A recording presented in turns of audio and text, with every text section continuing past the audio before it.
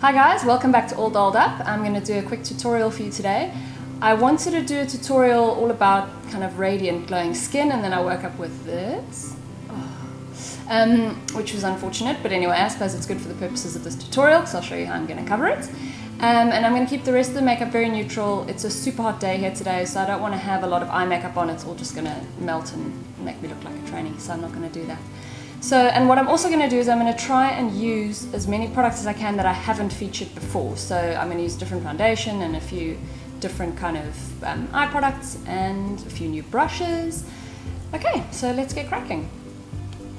For the skin, I'm going to be using the Smashbox Liquid Halo Foundation that Julia and I got when Julia went to the launch last year. And I'm going to mix it together with, I'm sorry, I know this has been featured a lot, but I absolutely love it, the Stila Bronzing Base. I'm going to mix a little bit together on the back of my hand. And then I'm going to use this new Sigma brush, the F80, which is a flat top Kabuki brush, which Julia has and I've now ordered, which we both absolutely love. So I'm going to start by just kind of dotting it onto my skin. It looks a bit dark, but I promise when I've blended it all in, it's going to be fine.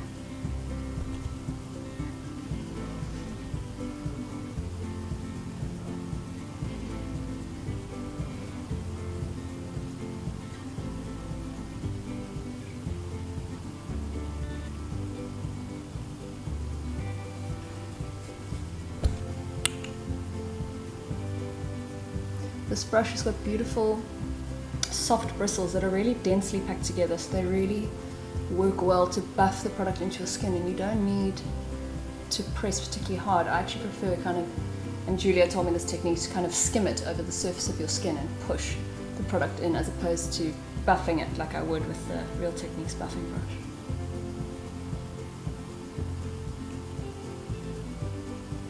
And the Smashbox foundation is lovely. I mentioned it in my my most recent favourites because it's just really glowy and it has good staying power, which is basically my two biggest requirements for a foundation. Next, I'm going to conceal under my eyes, and I'm not going to use my trusted favourite Bobbi Brown corrector and tinted eye brightener. Today I'm going to use this NARS Radiant Creamy Concealer, which I recently got from overseas. It's very, very thick and very creamy, so I find that if I use a corrector underneath as well, it can look a bit much, so I just use this on its own, and I just kind of draw it like that. And off a little bit down my nose, a little bit there. And then using the same Kabuki brush, I'm going to just push it under my eyes.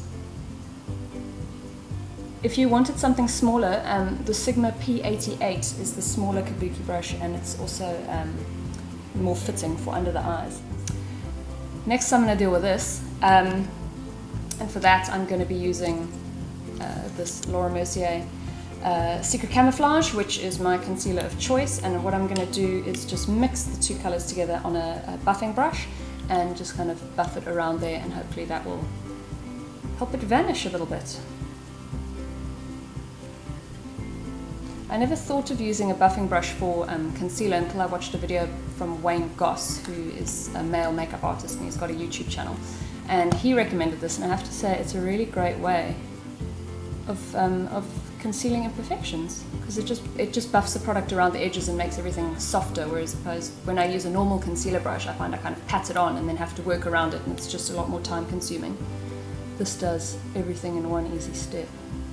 Okay, so that's helped take out the redness. Unfortunately, making it look much smaller, there's not very much I can do about that at this point, but at least the redness is gone, so it's not as much of an eyesore.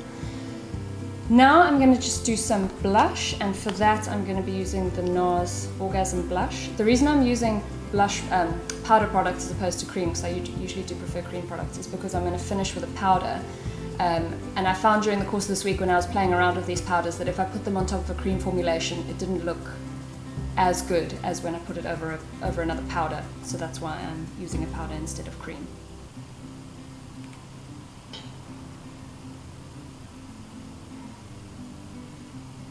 I'm going to finish the skin with the powders later, and I'm going to move on to the eyebrows and the eyes now.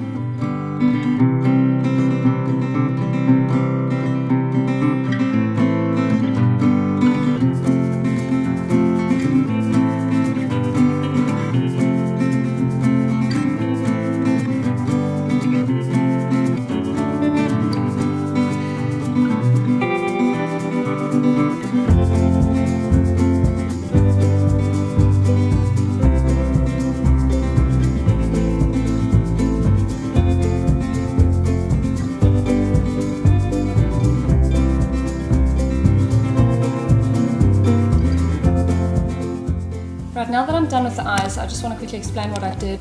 On the brows I used this Archery pencil from Soap & Glory, which has a crayon on the one side and then a little felt tip applicator on the other side, which I really like because the felt tip applicator in particular helps to give a really precise finish, so I use it right on the tail end of my brow to make it look more sharp. Love that. I then set them with the MAC Brow Gel. On the eyes I used this Scandaleyes eye paint from Rimmel in the colour Rich Russet. This is now available at Clicks and they're 99 Rand. It's great, you don't need a primer, it stays put for hours and hours and the colour is really, really beautiful. I then tight lined my eyes with the Bobbi Brown Long Wear Gel Eyeliner and then finished up with a bit of the trusty Clinique Duo on the lashes. Okay, to finish up on the face I'm going to be using two powders which unfortunately aren't available here, but I'm sure that you have heard of them before, and they are the Hourglass Ambient Lighting Powders. I have the colour Dim Light and Radiant Light. Dim Light is kind of a soft golden beige, and Radiant Light is a more warm toned kind of bronzing powder. What these powders are supposed to do is they're supposed to, capture, soften and diffuse light so that when you put them on your face it softens and perfections, it kind of gives a soft focus effect, blurs the skin kind of and makes you look like you've been lit by a really flattering light. So dim light, radiant light, it's kind of all the lighting that's supposed to help you look your best. So I've been playing around with them a little bit. I haven't figured out completely how to use them perfectly, but what I use dim light for is I use it just on kind of the high points of my face, and then I kind of use radiant lights all over. They're not as sparkly or iridescent as I expected them to be, which is really nice. So you can wear them over your entire face. So I'm going to start off with radiant light and then do dim light afterwards, and to put them on I'm going to be using this duo fibre brush. It's the F15 from Sigma. So here we go. The powders are very, very soft, so you only need a very light hand when you're using these.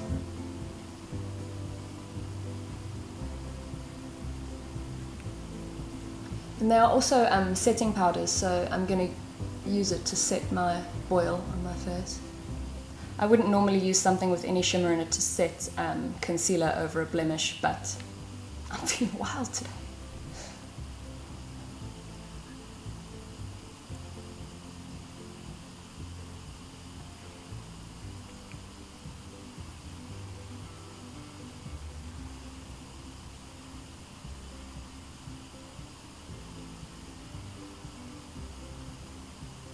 Okay, so that one's kind of added a warm glow to my face, and then I'm going to take dim light and just pop it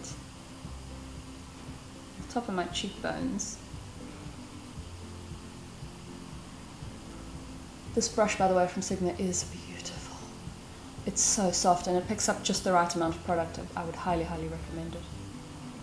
I hope the camera is picking it up, but in real life it really does add a warmth to my face, and it's like an optical illusion. It just kind of creates a canvas of perfect skin, which is incredible and quite unlike anything I've ever used before. And I know they're not available here, and I'm sorry, but I just wanted to show everyone how they work. I'm just going to finish up on the lips, and for that I'm going to use this Clarins Instant Lip Perfector in the colour 05. Just very natural, very moisturising lip colour.